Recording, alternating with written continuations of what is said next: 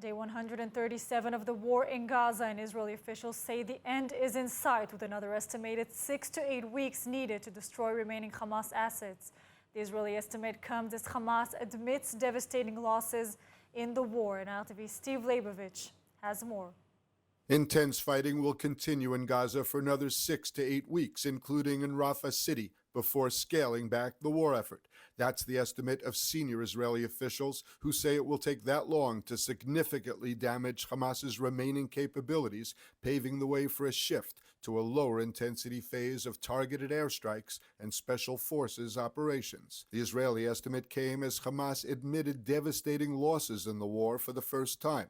A Hamas official based in Qatar claimed that the terrorist group had lost 6,000 fighters. The IDF says that troops have killed some 12,000 of Hamas's estimated 30,000 gunmen in the Gaza Strip since war erupted on October 7th. All but 6 of the Hamas brigades have been eliminated, and the IDF has reached all Hamas strongholds throughout Gaza, except 2 camps in the center and Rafah on the Egyptian border, teeming with some 1.3 million Palestinians, mostly displaced from their Gaza homes. The army says that Rafah is the next target, but only after civilians are given an opportunity to reach designated safe zones. Hamas did not say how many more thousands of its fighters are wounded and unable to fight. The comments were a rare acknowledgement from the terror group that it suffered massive losses in the Gaza fighting and appeared to mark the first time it is differentiated between combatants and civilians in the death toll from the war. Hamas-appointed health officials say that some 29,000 Gazans have been killed since the start of the war.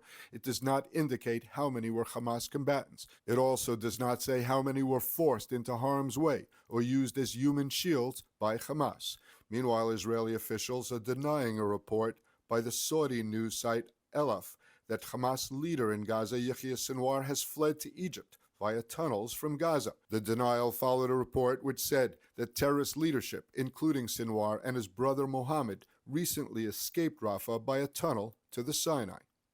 A new harrowing security video shows Shiri Bibas and her young children alive in captivity in Gaza, sparking deep concerns for their well-being.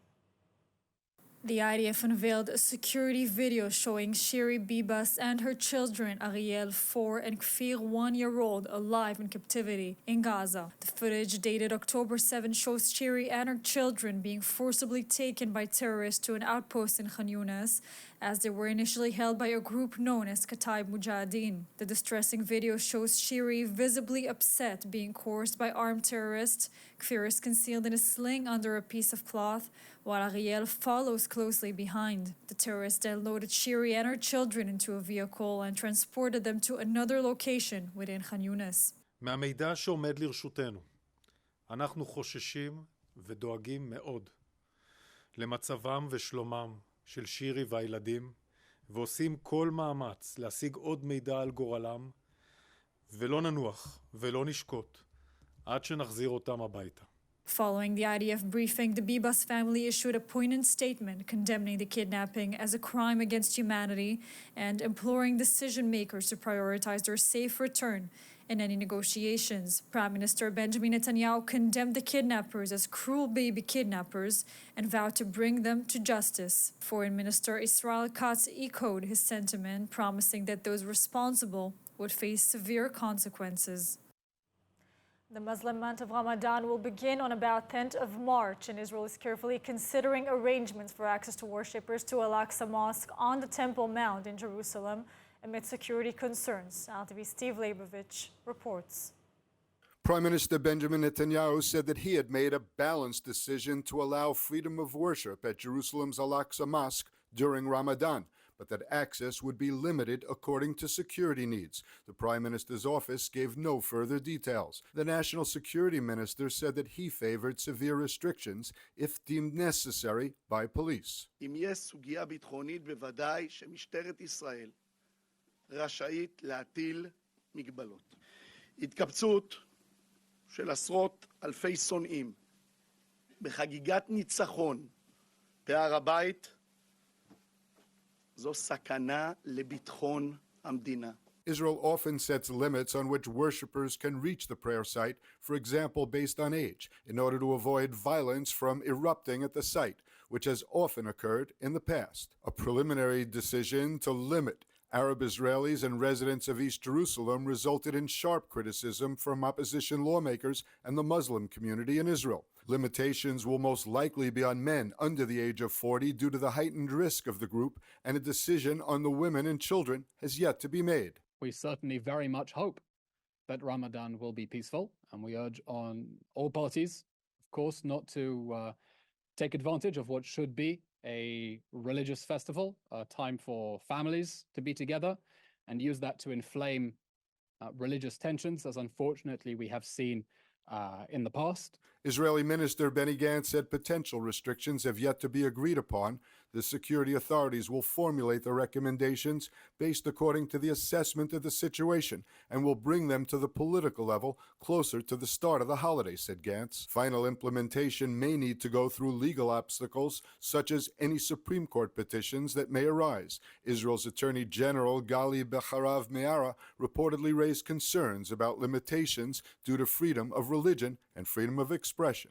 Experience the power of truth with ILTV News. If you're looking for quality content and captivating visuals, join our news community and become an integral part of our team as we embark on a mission to unveil the real Israel, dismantling the web of lies and misinformation that surround reporting on Israel. By subscribing to ILTV News, you will not only have access to the latest updates, but you will also amplify our message, creating a ripple effect that carries the truth far and wide.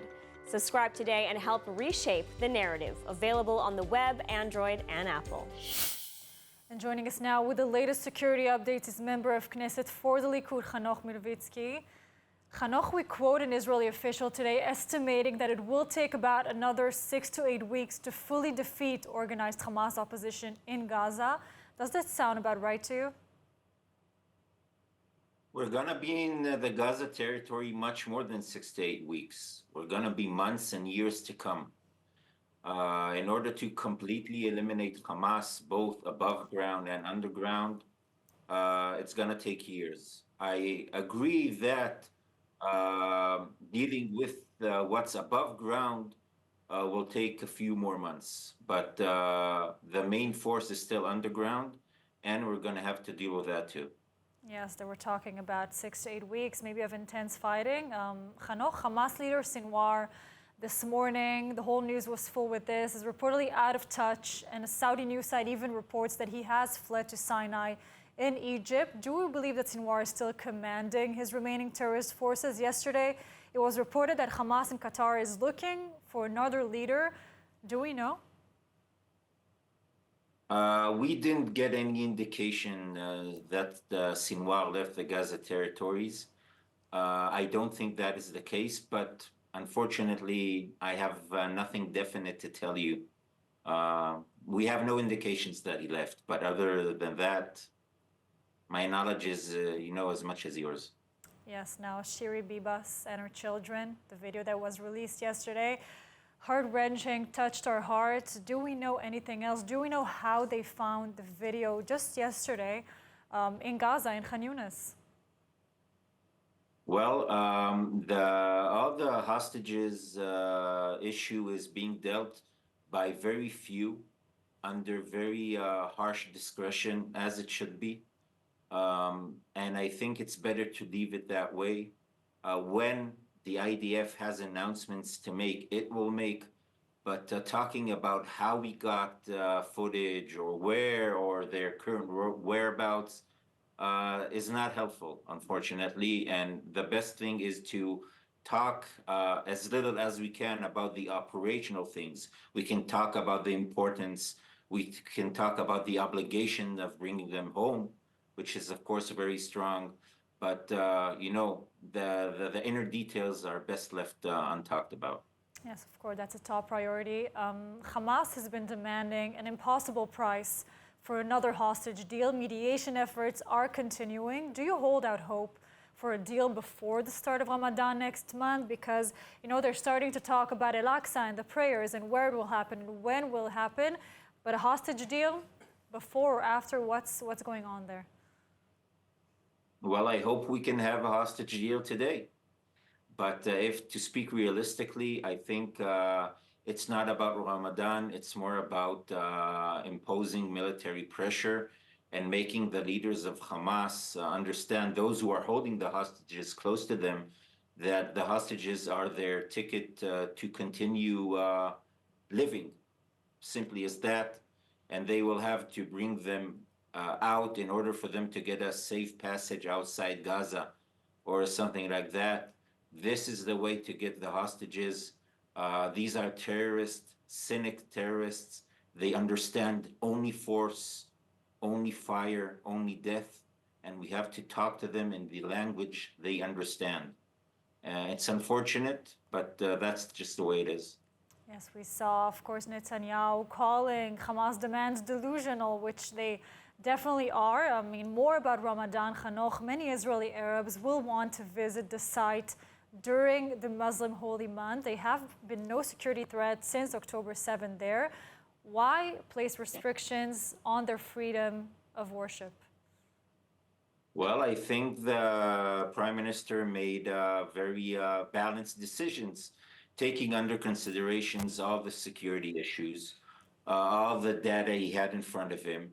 And most of the people who want to come and pray can and will be allowed to pray. I completely trust the Prime Minister's thoughts about that. I think they're good, they're balanced, and hopefully, the security issue is the way it is. We can't overlook it. We can't, close our eyes and say, well, everything has been okay so far. Let's hopefully continue to let everything go as it is. We have to be responsible, and I trust the Prime Minister completely on this issue. Yes, Hanoch, still a long way to go in many of these issues. Thank you so much for joining us today, and stay safe. Thank you. In a dramatic showdown at the International Court of Justice, Palestinian representatives launched a scathing attack on Israel, accusing it of maintaining illegal occupation in Judea and Samaria, as well as East Jerusalem. The ICJ in The Hague was the stage for a contentious showdown on Monday as Palestinian representatives launched a scathing attack on Israel, accusing it of maintaining a permanent and illegal occupation in Judea and Samaria and East Jerusalem. The Palestinians also alleged that Israel has established a system of apartheid in its treatment of Palestinian people. These accusations were made during the first day of a 6-day hearing requested by the UN General Assembly. Palestinian Authority Foreign Minister Riyad Maliki did not mince words, stating that Israel has left Palestinians with no choice but to endure ethnic cleansing, apartheid, or genocide due to its long-term control over these areas. Maliki and other Palestinian representatives called on the ICJ to declare the Israeli occupation illegal and demand its immediate end. Israel swiftly rejected the legitimacy of the proceedings. The Foreign Ministry criticized the hearing, claiming it was designed to undermine Israel's right to self-defense and to dictate diplomatic solutions without negotiations. Although ICJ advisory opinions are non-binding, this hearing carries significant diplomatic weight. It comes at a time when Israel is facing increased international scrutiny over its actions in Gaza following the October 7 massacre. Israeli officials have argued that the conflict should be resolved through direct negotiations, accusing the PA of rejecting such talks and fostering incitement to terrorism. And joining us now on yesterday's ICJ Consequences is founder and president of the Shurat Hadin Law Center, Nitzana Darshan-Leitner. Nitzana, another hearing in the ICJ against Israel. This one challenged the legality of Israeli control of Jerusalem, Judea, and Samaria. What are the practical implications this time? Look, as opposed to the first time where the South Africa brought proceeding against Israel, which Israel chose to participate. In this one, Israel does not participate. Israel denies the authority of the ICJ to discuss the legality of the settlements in Judea and Samaria, and thus prefers not to participate in the court proceeding. What will happen now is that the court, again, as opposed to the South African proceeding, will not take years. We'll just have to sit down, will not hear the plaintiffs or the sides of the parties, have papers in front of them, and based on these papers, we'll make a decision. They do have a right to call experts, legal experts, other people from around the world to come and express their opinion. It's a common thing in the court. And in the end, it will reach a decision. The decision of the court is mainly an opinion, meaning it doesn't have truth, it can be enforceable. It's an opinion that the court will give whether the settlements are legal or illegal. And the only implication of this opinion will be if it will be brought before the Security General in the United Nations, where they can enforce such an opinion. Yes, now does this effort have anything to do with the war in Gaza, or were the Palestinians really planning this move for a much longer time? I mean, did they always want to really stand there at the ICJ and talk about Israel? The Palestinians do these proceedings for years now. Actually, this proceeding was initiated by the United Nations Human Rights Commission. Again, obviously, with a push and the urge of the Palestinians, but this is something happened that prior to October 7. I want to remind you that the Palestinians have been chasing Israel in the international tribunals since 2012. And recently they scored a great victory in the International Criminal Court, where the criminal court decided to open investigation against Israel for committing war crimes and for building settlements, which might consider to be illegal.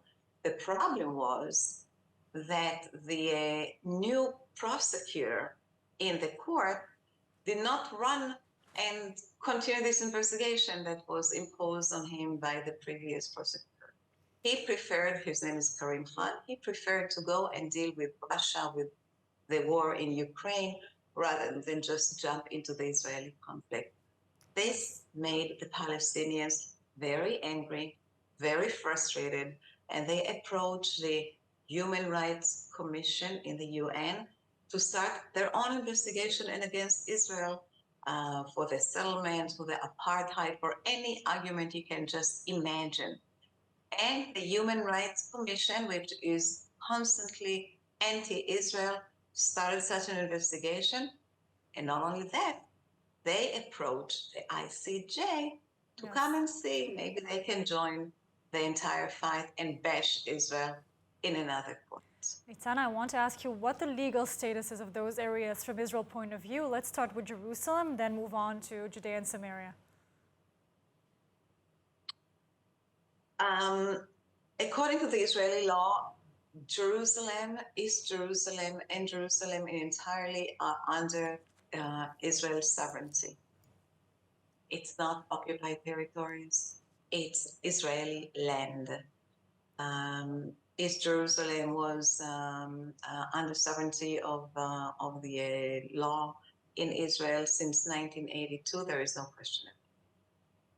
The rest of the territories, Judea and Samaria, are under dispute, unfortunately also under the Israeli law. It's considered to be disputed area. Israel applies the Geneva Convention on its humanitarian part, meaning that they will treat the Palestinians in Judea and Samaria as occupied territories, just to make sure that they are being treated fairly and not being not having their rights violated, and etc. Yes. But practically, the land is not Israeli land. Always complicated, Nitzana. We have to end our interview today, but thank you so much for joining us today, for your insights as always. My pleasure. And stay safe. My pleasure. The Air Force struck hard and deep into Lebanon, pounding Hezbollah targets near the coastal city of Sidon, some 60 kilometers north of the border. In ILTV, Steve Leibovich has more. IDF fighter jets attacked two Hezbollah weapons storage facilities 60 kilometers north of the Israeli border, near the Lebanese city of Sidon. Until now, Sidon was considered outside the target area of Israel in its cross-border exchanges with Hezbollah. The strike was in response to the launch of a UAV toward the lower Galilee earlier in the day that reached outside Tiberias. That incident is still under investigation. באחר הצהריים, איתרנו, כלי טייס בלתי מאויש של חיזבאללה, סמוך לטבריה, ככל הנראה חצה היום והתרסק סמוך לטבריה. בתגובה לפעולה הזאת, אנחנו תקפנו מחסנים של אמצעי לחימה סמוך לצידון. אנחנו נמשיך להגיב באופן נחוש והתקפי אל מול ארגון הטרור חיזבאללה.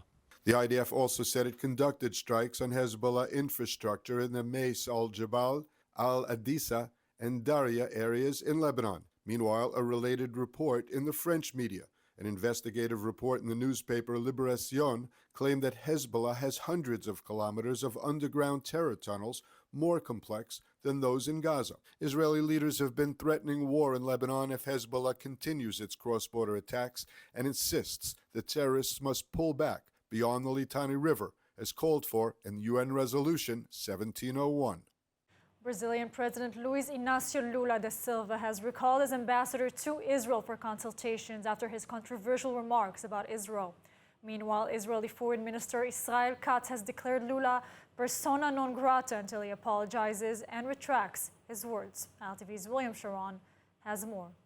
Brazilian President Luiz Inácio Lula da Silva has recalled his ambassador to Israel for consultations following a diplomatic row over comments he made comparing Israel's actions to the Holocaust. In response, Israeli Foreign Minister Israel Katz declared Lula's persona non grata in Israel until he apologizes and retracts his words. Katz publicly criticized Ambassador Federico Meyer, stating that Lula's remarks amounted to a serious anti-Semitic attack. He emphasizes that such comments were not acceptable given the strong relationship between Israel and Brazil. The confrontation escalated when Katz reprimanded Meyer at Yad Vashem in Jerusalem. Katz, whose parents are Holocaust survivors, underscored the importance of understanding the historical context of the Holocaust. He emphasizing that comparing Israel's actions to the genocide of 6 million Jews during World War II crossed a red line. In response to the escalating diplomatic tensions, Immigration Minister Ofir Sofer canceled a meeting requested by the Brazilian ambassador. Brazil is also summoning the Israeli ambassador for a conversation, indicating that the fallout from Lula's remarks continue to reverberate through the diplomatic channels.